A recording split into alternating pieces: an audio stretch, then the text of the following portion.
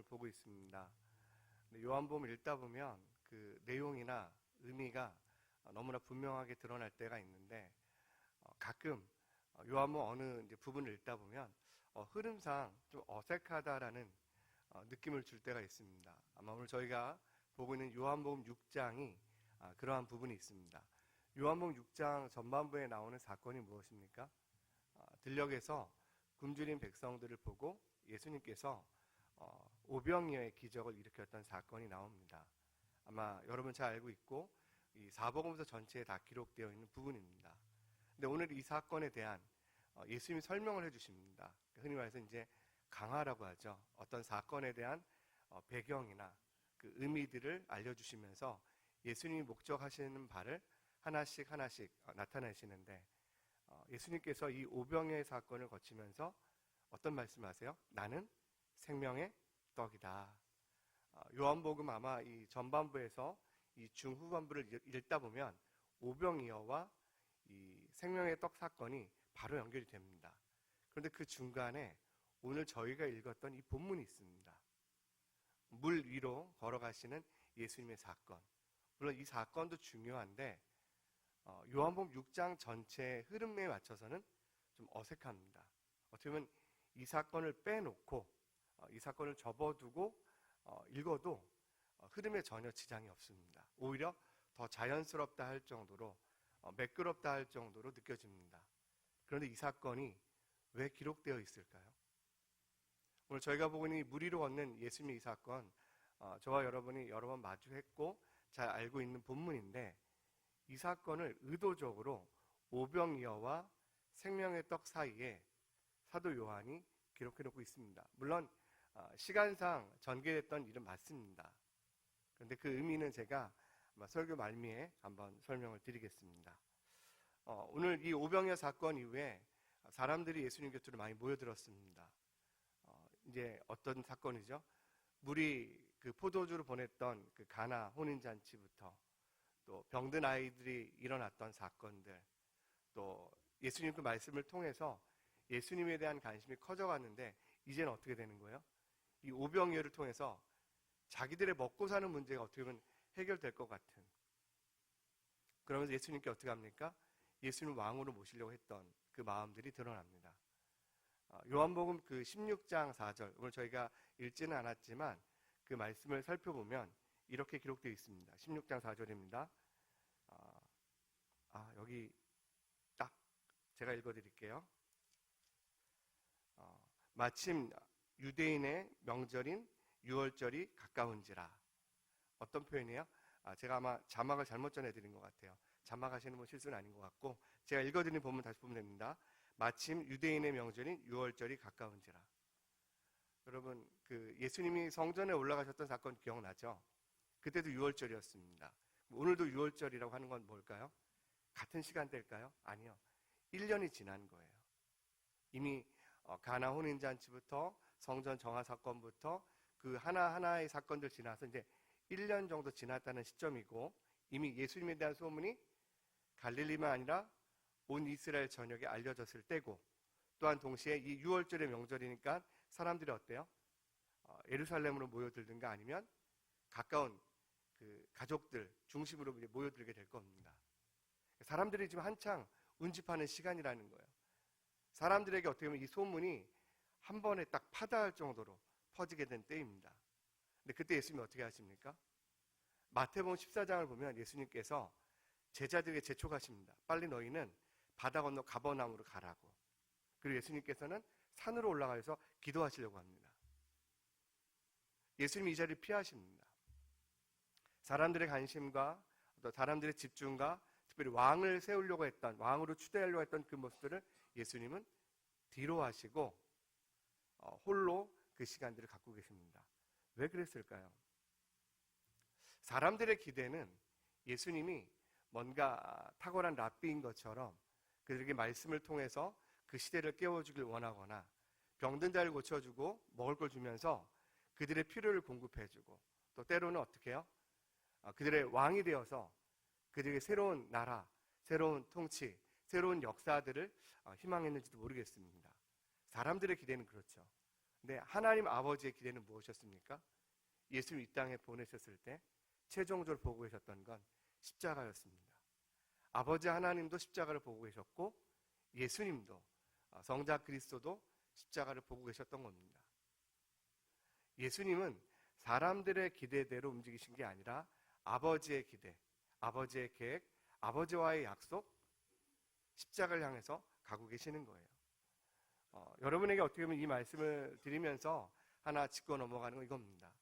우리가 어디에 서 있는가도 중요합니다. 우리 인생에 어떤 목적지가 있는 게 중요하죠. 그러나 우리가 정작 중요한 건 누가 우리를 보내셨는가를 잊지 않는 겁니다. 여러분은 누구로부터 보냄 받으셨습니까? 여러분이 있는 위치에서 중요한 건 내가 이 자리에 서 있는 게 중요한 게 아니라 누가 나를 여기에 보냈는가. 어떻게 보면 우리의 인생을 어떻게 시작하느냐, 어떠한 출신이냐, 어떠한 배경이냐, 어떠한 능력을 갖고 있느냐가 아니라 그의 인생을 어떻게 마무리하는가, 인생을 어떻게 마치는가에 달려있는 겁니다. 예수님은 아버지 하나님께서 보내신 걸 잊지 않으셨고 예수님의 모든 이 땅에서의 사역은 십자가에서 마치셨습니다. 물론 부활의 영광으로 모든 것들이 나타나게 됩니다. 여러분에게 부탁드립니다. 여러분의 인생 가운데 보내신 분의 뜻을 따라서, 보내신 분의 주신 사명을 따라서 살아가는 저와 여러분 되기를 부탁드립니다. 여러분 오늘 이 말씀에 오늘 이제 본문을 좀 더 들어가다 보면 이게 어떤 표현이 나와요? 16절 말씀 보면 저물매 날이 저물어 가고 있어요. 아마 늦은 오후에서 이제 서산으로 해가 지금 넘어가고 있습니다. 하나하나 이제 니엇 넘어가는데 어떻게 해요? 이제 제자들이 예수님을 이제 그 바닷가에 디베라 그 바닷가에 갈릴리 호수 동남편이죠. 동편 쪽에 디베라 그 부두에서 예수님을 두고 이제 약간 북쪽으로 올라가는 가버나움 쪽으로 이제 가는데 예수님 없습니다. 이제 그리고 그들 어떻게 해요? 해가 넘어갔어요. 어떤 상황들이에요? 어둠 속으로 들어가고 있어요. 요한복음을 볼 때 중요한 해석하는 기법 중에 하나가 뭐라고 그랬죠, 여러분? 빛과 어둠. 요한복음을 어떻게 부른다고요? 빛의 복음이라고, 혹은 영광의 복음이라고. 그래서 예수님을 어떻게 보면 인격적으로 깊이 있게 만난 사람들이 언제 만나요? 낮에 만납니다. 표현이 그렇죠. 수가성 여인이 정오에 그 땡볕에 예수님 만났잖아요. 예수님을 고민하는 사람은요, 니고데모처럼 밤중에. 그리고 어때요? 베드로는 어떻습니까? 참 표현이 특이하죠. 주님을 만났을 때는 정말 깊은 새벽에서 동트는 아침으로 넘어가는 시점이었고, 그가 주님을 부인하고 멀리 했을 때도 어때요? 역시 그는 짙은 새벽 속에서 어둠 속에서 있다가 예수님 부르실 때 물속으로 뛰어들어서 그 바닷가로 나갔을 때 예수님 여기 아침의 조반을 마련했다고 합니다. 해가 뜰 무렵이었죠. 어둠 속에서 빛으로 갑니다.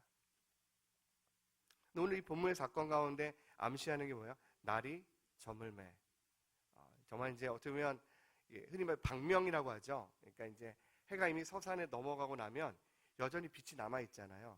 그 잠깐 남아 있는 그 빛의 순간들을 방명이라고 하는데 그 방명의 순간까지 다 사라지면 어떻게 돼요? 칠흑과 같은 어둠이 됩니다. 오늘 이제 본문의 이야기를 좀 더 이제 그 공간복음에 두 군데 기록되어 있거든요. 마태복음과 마가복음에 기록되어 있고, 물론 누가복음에는 이 사건 전체는 아니지만 부분적으로 풍랑을 잠잠케 하신 사건만 기록되어 있는데 마태복음이 조금 더 자세합니다. 마태복음 14장에 보면 이렇게 되어 있어요. 밤 사경에 이미 새벽 3, 4시가 된 거죠. 어떻게 된 거예요? 이미 해가 저물어질 때면 어떻게 보면 일찍 지는 한 오후 5시나 6시, 요즘 한 6시 반 돼야 이제 넘어가야 해가 지잖아요. 7시 다 돼서 그때부터 새벽 3시, 4시까지의 시간이 흘러갔다라는 거예요. 오늘 말씀을 한번 17절 말씀과 18절 말씀을 저와 여러분이 다시 한번 읽겠습니다. 시작. 배를 타고 바다를 건너 가버나움으로 가는데 이미 어두웠고 예수는 아직 그들에게 오시지 아니하셨더니 더불어 큰 바람이 불어 파도가 일어나더라. 여러분과 제가 읽을 때 차이점이 하나 있었는데 뭐가 있었죠? 네. 우리 개역 개정에는 번역되어 있지 않지만 원문 성경에는 이게 헬라어 딱 한 단어거든요. 이게 딱 한 단어 되어 있어서 이게 번역을 놓치기 쉬운데 더불어라는 단어가 있습니다. 어떤 말이에요? 17절 후반에 어떻게 끝나요? 예수님이 안 계십니다. 칠과 같은 어둠 속에 예수님이 안 계세요. 근데 18절 말씀이 어떻게 돼 있어요? 더불어. 예수님도 안 계신데 어떤 일이 일어나냐면 풍랑까지 더해집니다. 사실 제자들이 그걸 몰랐던 거 아니거든요. 이미 예수님과 헤어지고 예수님께서 재촉해서 너희들 빨리 가버나움으로 가라. 가버나움이 어디야? 예수님이 원래 그 갈릴리 사역의 주 무대잖아요. 예수님이 어떠면 그 집도 있고 베드로의 처갓집도 있고 또 세리가 그 세리 마태였던 일했던 그의 집과 옛 직장이 있었던 그러니까 제자들과 예수님의 삶의 무대였던 가버나움으로 그들을 보냅니다. 그런데 그렇게 갈 때 보면 여기에 이 표현이 나와요. 이 단어가 보면 제자들이 열심히 갑니다. 바다를 건너 가고 있는데 이 표현이요. 문법적으로는 그 미완료 시제, 그러니까 결과가 아직 안 난 거예요. 이 표현이 뭐냐면 느낌이 뭐냐면 힘들게 가고 있는 거예요. 그들이 노을 졌습니다. 이미 해가 졌고 그들 느낌에 오늘 밤에 심상치 않을 것 같아요. 빨리 넘어가지 않으면 큰 풍랑을 만날 것 같아요. 이미 그들도 알고 있었습니다. 근데 힘들게 가고 있어요. 이 표현을 요한은 차갑게 기록을 해요. 그냥 이 사건만 기록하면서 예수님이 안 계신 것처럼 예수님의 부재로 몰고 갑니다. 17절 말씀에 보면 예수께서 어떻게 보면 그 말씀에 보면 그들에게 아직 오시지 아니하셨더니 예수님의 부재예요. 그리고 더불어 요한 아주 표현 기가 막히죠. 이 단어 하나가 요한이 기법을 살리는데 더불어. 여러분 이런 경우 있잖아요.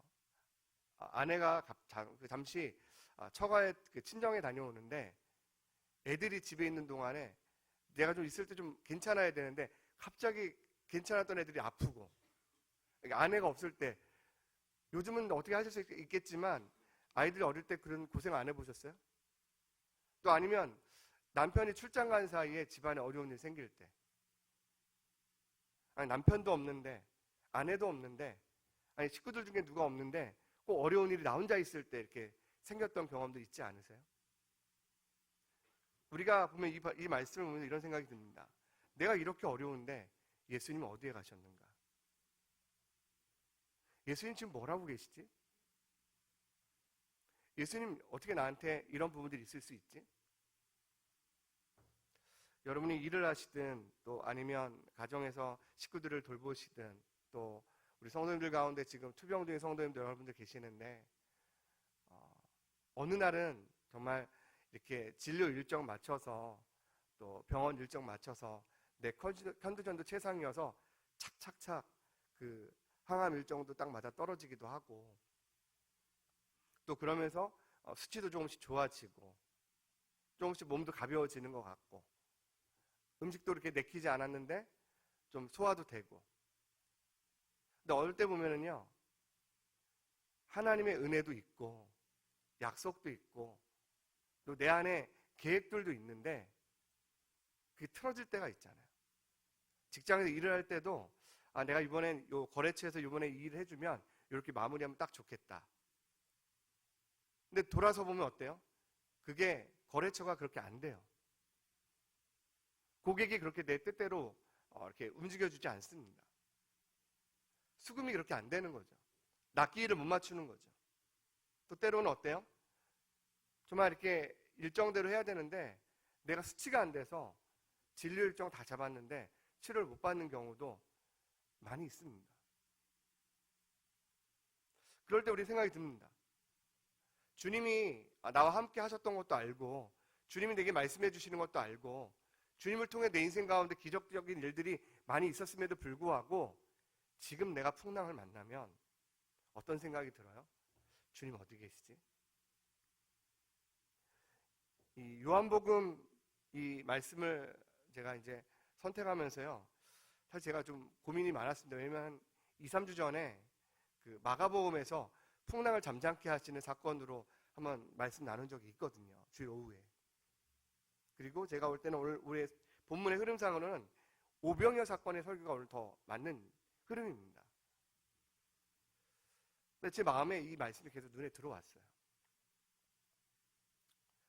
성도님들이 이렇게 기도 제목 주시곤 하잖아요.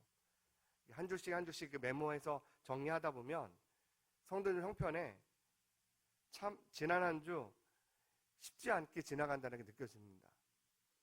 한 주는 어떻게 보면 순적하게 정말 순풍의 돛담배가 이끌려가듯이 참 이렇게 좋은 곳으로 따라갈 때도 있는데 그렇지 않을 때가 더 많은 거예요.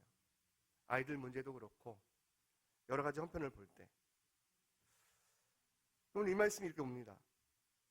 그렇게 열심히 노를 저어가는데 큰 바람이 불어옵니다. 파도가 칩니다. 풍랑이 일어요. 배가 앞으로 못 갑니다.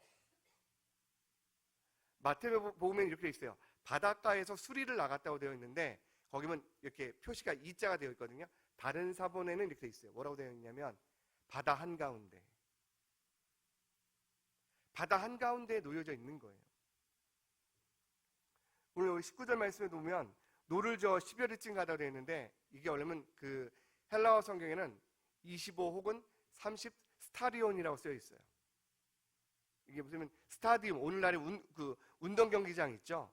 그 사이즈를 얘기하는 거예요. 옛날에 그 로마의 그 수치로 얘기하면 185m를 이야기합니다.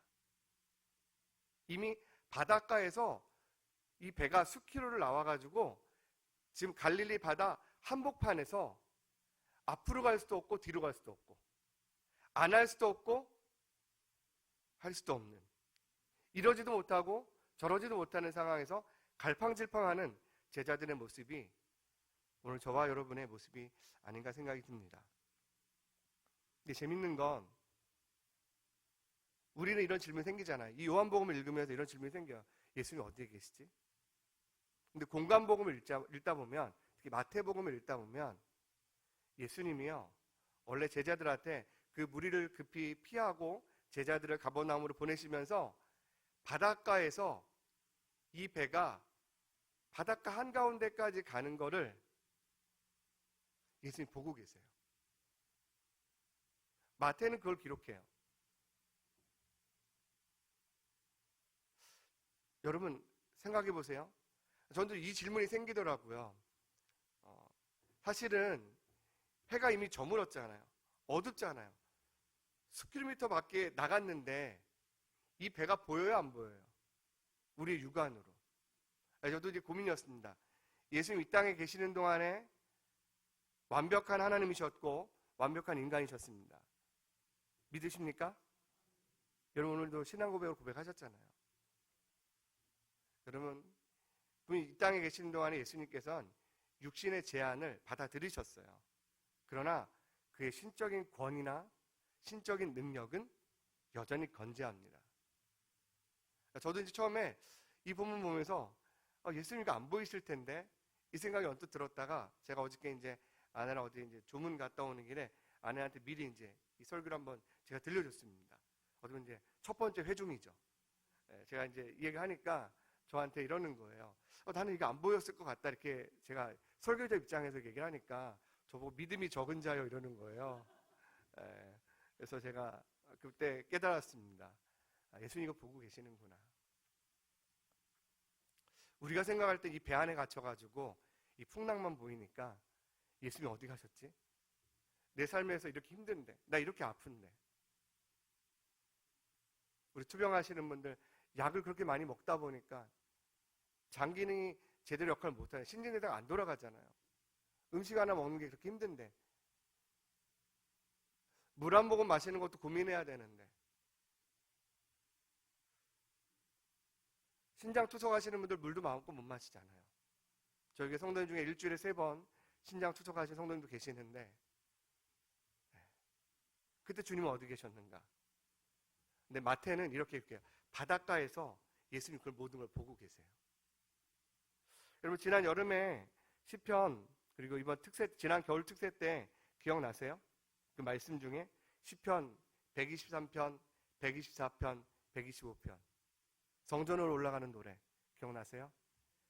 기억 못 해주셔서 감사합니다. 시편 123편 1절에 이렇게 되어 있어요. 하늘에 계시는 주여, 내가 눈을 들어 주께 향하나이다. 하나님 어디 계세요? 이스라엘 백성들이요, 약속의 땅 고토로 돌아왔습니다. 70년 복역의 때가 끝나고 1차, 2차, 3차 기간에 걸쳐서 성전을 회복하고 성벽을 재건하고 예배가 다시 시작됐지만 여전히 이방의 군대가 예루살렘 성 밖에 주둔해 있고 여전히 열왕들이 이스라엘을 집어삼키려고 할 그때 그들의 찬송이 무엇입니까? 하나님의 성전으로 올라가면서 그들이 고백하는 게 뭐예요? 하나님 어디 계십니까? 젊은 레이지파의 제사장들이 예루살렘 그 도성에서 하나님의 성전까지 도열에 서서 그들이 노래합니다. 하늘에 계시는 주여. 이건 너무나 멀리 계신 하나님이 아니라 하늘의 성전 가운데, 하늘의 보좌 가운데 자정하셔서 이 모든 역사를 통치하시는 하나님, 너무나 멀리 계신 하나님이 아니라 그 보좌에 앉으셔서 이 모든 것들을 지켜보시고 여전히 이 역사를 운행하시고 통치하시는 하나님. 예수님 너무 멀리 계셨던 게 아니라, 그들을 버려두고 가신 게 아니라 그들을 지켜보고 계셨어요. 그들을 살펴보고 계셨어요.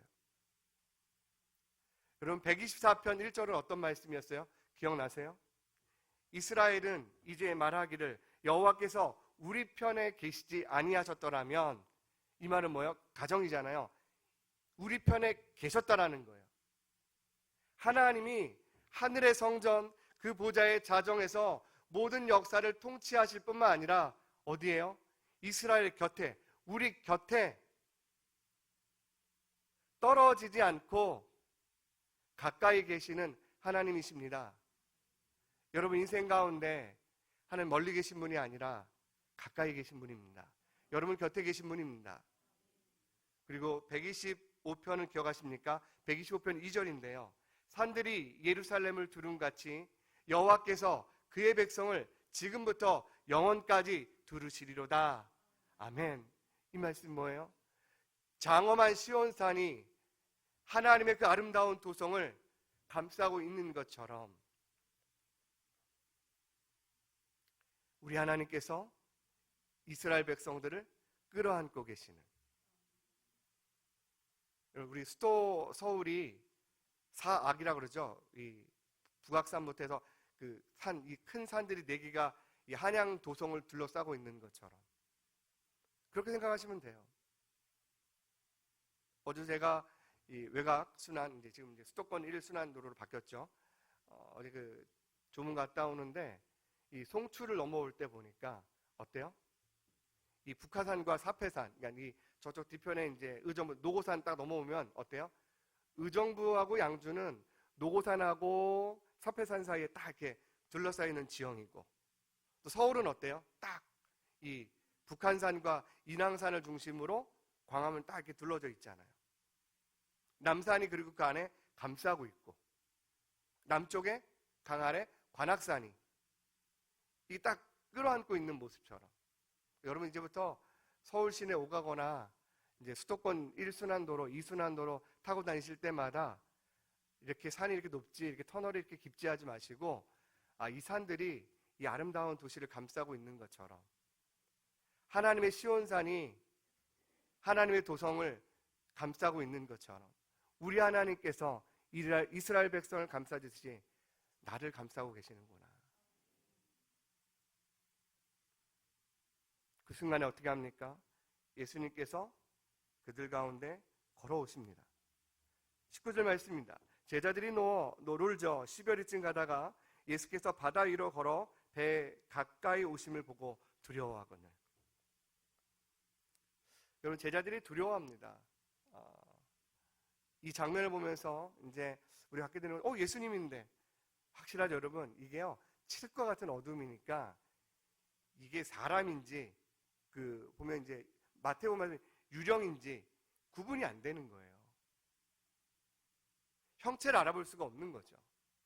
그런데 그때 예수님께서 뭐라고 말씀하세요? 내니 두려워 말라. 마태복음에서는 그들에게 먼저 평안을 전해주십니다. 그러면서 내니 두려워하지 말라라는 말씀을 건네십니다. 근데 마태복음에는 좀 재밌는 건 뭐냐면 오늘 요한복음과 다르게 뭐가 있어요? 베드로가 예수님께 부탁드리는 장면이 맞죠? 주시어거든 나로 하여금 이 물 위로 걷게 하소서. 이 장면이 있습니다. 이 마태하고 요한이 좀 다른 것 같아요. 요한은 어때요? 자기가 경험한 것, 자기가 본 것 다 기록하는 스타일은 아닌 것 같아요. 딱 그냥 그 사건만 딱 정제되어서 기록하는 것 같아요. 그러면서 그 의미가 더 분명히 드러납니다. 뭘까요? 내니. 오늘 저와 여러분이 오늘 가장 중요하게 생각해보고 또 여러분이 이번 한 주간 기도할 제목이었으면 좋겠고 붙잡아야 되는 말씀이었으면 좋겠습니다. 내니. 어쩌면 이런 거예요. 제자들이 너무 두려워하니까 이게 사람인지 유령인지 분간도 못하고 혼동스러울 때 얘들아 나야 너희 선생 예수야 이 말로도 들립니다. 맞습니다. 그런데 이 말씀을 요한은 아주 간결하게 쓰고 있어요. 제가 오늘 설교 초반에 여러분에게 드렸던 질문이 하나 있습니다. 왜 오병이어 사건과 이 생명의 떡 사건이 그대로 이어져 가면 좋은데 여기에 이 물 위로 걸으시는 예수님 사건을 기록했을까? 뭔가 이게 부자연스럽게 매끄럽지 않게 이 사건을 집어넣었을까? 사람들의 질문은 그거였습니다. 당신이 엘리야입니까? 당신이 세례 요한 같은 자입니까? 그럼 그들의 기대는 뭐였어요? 탁월한 선지자이고 뛰어난 능력을 가진 예언자라면 우리 왕이 되어달라는 그 말을 할 때 그들의 요구와 그들의 질문과 그들의 그 기대에 예수님이 이렇게 대답하는 거야. 내니 나는 스스로 있는 자다. 오늘 이 본문을 가지고 일하면서 다음부터는 에고 에임이라는 말이 계속 나옵니다. 나는 무엇이느니라. 나는 생명의 떡이느니라. 사실 오늘 이 본문은 이 요한복음에 나오는 7개의 표적 중에 5번째 표적입니다. 그리고 이후부터 표적은요, 예수님이요 자신을 드러낼 듯 안 낼 듯 약간 베일에 감추지 있다면 나는 누구라고 선언하실 때는 뭐예요? 구체적으로 내가 누구인지 알리시는 거예요. 사람들이 질문합니다. 누구십니까? 선지자입니까? 예언자입니까? 우리의 왕이 되어 주십시오. 그 질문에 나는 스스로 있는 자. 오늘 제가 여러분에게 이 설교를 하면서 여러 개의 장치를 중간에 숨겨뒀습니다. 오늘 요한복음 16장 4절을 저희가 읽었는데 어땠어요? 유대인의 명절이 가까워지는데 뭐라고 했어요? 곧 유월절이라고 했어요. 오늘 저와 여러분이 만약에 유월절 사건으로 들어간다고 생각해 보세요. 유월절 사건 가운데 중요한 게 무엇입니까? 물론 10가지의 표적도 있고 10가지 재앙이 있죠. 그리고 또 예수님께서 하나님께서 여러 가지 일들을 나타내세요. 가나안 땅 입성할 때 보면 입성하기 전까지 광야에서 메추라기와 만나를 주시는 오늘 오병이와 같은 장면이 광야의 새로운 식탁이 펼쳐지고 있어요. 지금 새로운 유월절이 그들 앞에 눈앞에 나타나고 있습니다. 광야에서 이스라엘 백성들에게 베풀었던 아침마다 주셨던 만나와 그들의 때에 따라 부였던 메추라기처럼 광야의 새로운 식탁이 오늘 예수님 당시에 예수님께서 그 수많은 사람들 앞에서 펼쳐놓고 계세요. 유월절 이 절기 가운데. 근데 예수님 유월절에 이 어린 양으로 자신을 드리시지만 그 전에 뭡니까? 여러분 예수님은요 사람들이 추대해서 왕이 되는 게 아니 이미 왕이세요. 나는 스스로 있는 자.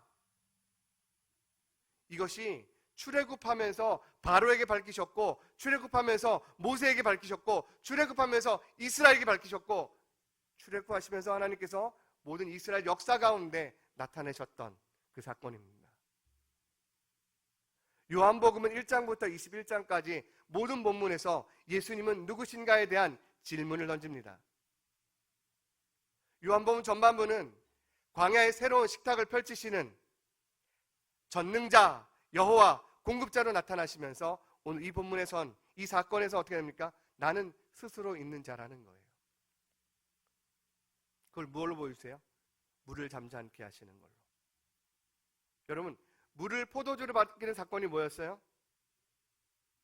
또 우리 화학 공식도 외워볼까요? H2O, 뭐 C가 할까요? 아니잖아요. 본질이 바뀐 거예요. 에탄올과 이 숙성시키는 모든 시간이 필요한데, 과학적으로 유기산이 필요한데 그 모든 거를 점프하신 거예요. 뭘로? 본질을 바꾸신 거예요. 물이 포도주로 바뀌는 사건은 단순한 기적이 아니라 예수님이 창조주이신 것을 나타내셨어요. 오늘 이 본문에서 나타내는 사건은 무엇입니까? 저와 여러분에게 예수님 말씀하시고 싶은 게 뭐예요? 나는 스스로 있는 자라는 거예요. 너희들이 내게 권위를 주지 않아도, 너희들이 내게 기대를 갖지 않아도, 너희들이 내게 어떠한 것들을 추대해서 나를 왕으로 세우지 않아도 나는 이미 하늘의 왕이요, 온 땅의 통치자요, 최종적 권위자요, 모든 만물을 다스리는, 바다도 잔잔케 하시는, 풍랑도 잔잔케 하시는 창조주이심을, 권위자이심을 우리 가운데 보이시는 겁니다.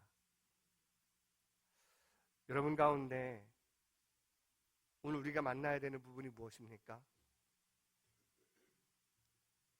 스스로 있는 자를 만나야 됩니다. 이스라엘 백성들이 애굽을 떠나서 그들이 겪었던 게 무엇입니까? 애굽에서의 삶의 방식과 가치와 태도와 생활 모든 습관들을 광야 40년 동안에 그들은 바꿔나갑니다. 창세기에 주어졌던 그 약속이 출애굽께서 그 약속에 걸맞는 자로 광야 40년 동안 하나님께서 그들을 탈바꿈시키세요. 근데 그들이 만났던 하나님이 누구예요? 스스로 있는 자였어요. 여호와. 나는 여호와니라. 나는 스스로 있는 자. 그러면서 오늘 이 말씀이 어떻게 이어집니까? 내니 두려워하지 말라 하신데 이에 기뻐서 배로 영접하니. 이 표현을 보면 여러분 여기 중요한 게 하나 있습니다. 두려워 말라. 여러분 신구약 성경 가운데 하나님이요 우리에게 가장 많이 약속하신 말씀이 뭘까요? 두려워하지 말라라는 거예요. 내가 너와 함께 하겠다. 여러분 이스라엘 백성 가운데 인사하는 게 두 가지가 있다고 그랬죠. 뭐가 있어요? 샬롬 샬롬. 우리가 잘해야 된다고 했죠. 그 놈자를 악센트 있게 줘서 샬롬 샬롬. 한번 옆에 있는 분에게 인사 한번 해보시겠어요? 샬롬 샬롬. 그 놈자를 잘 악센트 살려야 된다니까요. 또 한번 그 인사에 또 가장 좋은 덕담이 뭐라고 했어요? 샬롬 샬롬 하면 하나님 당신과 함께 하기를 원합니다. 한번 다시 한번 옆에 인사 해보시겠어요? 하나님 당신과 함께 하기를 원하십니다. 네, 그 말씀이 구약의 선대라는 단어예요. 하나님 당신을 선대하길 원한다. 보아스가 룻에게, 사무엘이 다윗에게, 이스라엘의 선지자들이 백성들에게 하나님 당신을 선대하길 원합니다. 늘 하나님 당신과 함께 하길 원합니다. 두려워하지 말라라는 이 말의 의미는 내가 너와 함께 하겠다. 주님, 제가 이렇게 어려운데, 제가 이렇게 아픈데, 제가 이렇게 힘든데, 내가 어떻게 할지 모르겠는데 주님 어디 계셨습니까? 주님이 내가 여기 있고 두려워 말라. 내가 너와 함께 하겠다. 그러면서 제자들이 어떻게 합니까? 기쁨으로 예수님을 맞이합니다. 그리고 어떻게 해요? 재밌는 표현은 뭐냐면 오늘의 본문의 초점은요 얼핏 보면 풍랑을 잔잔케 하는 게 초점인 것 같아요. 아니에요. 스토리의 결과는 바닷물에 풍랑이 일어나 잔잔케 되는 게 아닙니다. 그들이요 디베랴를 떠나서 어디를 가요? 가버나움으로 가는 거잖아요. 말씀이 어떻게 끝나요? 배는 곧 그들이 가려던 땅에 이르렀더라. 배가 목적지에 도착하는 거예요. 오늘 본문의 가장 큰 초점은요 풍랑이 잔잔케 되는 부분도 있지만 이 결과적으로 제대로는 디베라 그 부둣가에서 이제 그 따라 올라가지고 이제 북편에 가버나움으로 그들 다다르는 겁니다. 내가 여기까지 갈 수 있을까? 내가 이거 해낼 수 있을까? 내가 깨끗이 고침받을 수 있을까? 완치할 수 있을까? 이 문제, 우리 아이들 문제 해결할 수 있을까? 하나님이 함께 하시면 우리의 배는 목적지까지 다다릅니다. 여러분 시편 107편 25절부터 한 27절을 오늘 주일 저녁 마치면서 한번 읽어보세요. 오늘 107편에 아마 다 인생에게 행하신 기적에 대한 주제들이거든요. 그게 딱 연이 끝날 때마다 인생에게 행하신 기적. 시편 31편에 쌓아두신 은혜. 근데 107편은 인생에게 행하신 기적들이 하나하나 나오는데 그 중에 하나 뭐냐면 뱃사람들의 노래가 이 안에 들어가 있거든요. 풍랑 가운데 그들이 안전한 폭으로 들어가는. 저는 이 본문을 생각하면 그 사건이, 그 본문이, 시편의 말씀이 늘 생각이 납니다. 여러분 가운데 그로 인해서 그 말씀이 어떻게 감사와 찬송으로 끝나요. 감격으로 끝나요. 여러분 인생 가운데 우리의 죄와 슬픔을, 절망과 고통을 기쁨과 화관과 영광으로 바꾸신 이는 하나님밖에 없습니다. 여러분 인생에서 스스로 있는 자가 여러분의 주인 되시기를 부탁드립니다. 여러분 기도하겠습니다.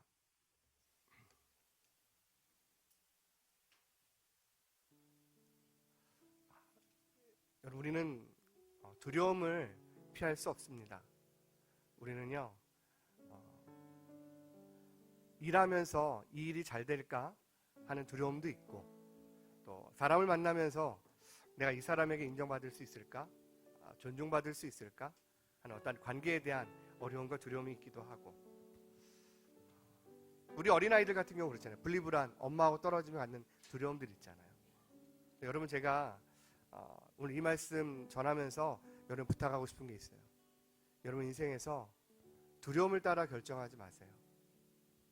두려움을 따라 결정하면요 늘 무너지더라고요. 제 경험도 그래요. 두려움을 따라가면요 돌아가게 되더라고요. 두려움을 따라가면은요 다시 그 일을 해야 되는 일들이 생기곤 하더라고요. 근데 우리가 두려움을 피할 수는 없어요. 누구나 두려움 가운데 힘들어합니다. 말씀을 저도 또 내일 어떤 일로 두려워할지 모릅니다. 그러나 분명한 건 뭐냐면 그 두려움 속에서 우리가 마주해야 될 건 그 두려움만이 아니라 내니 두려워 말라 말씀하시는 예수님을 직면하는 겁니다. 스스로 있는 자, 그분을 만나는 거예요. 두려움은 우리 스스로 몰아낼 수 없어요. 여러분 빛이 들어오면 어둠이 사라지는 것처럼, 불을 켜면 어둠이 사라지는 것처럼 예수님이 오셔야 이 두려움이 떠납니다. 우리 인생 가운데, 여러분 가운데 이 시간에 한번 기도했으면 좋겠어요. 건강에 대한 두려움 있으시잖아요. 자녀들 때문에 갖고 있는 고민들 있으시잖아요. 여러분 안에 예수님 들어가셨으면 좋겠어요. 그 어두운 공간에, 그 어두운 마음에, 두려운 마음에 예수님이 찾아가시길 소원합니다. 우리 주신 말씀 가지고 기도하며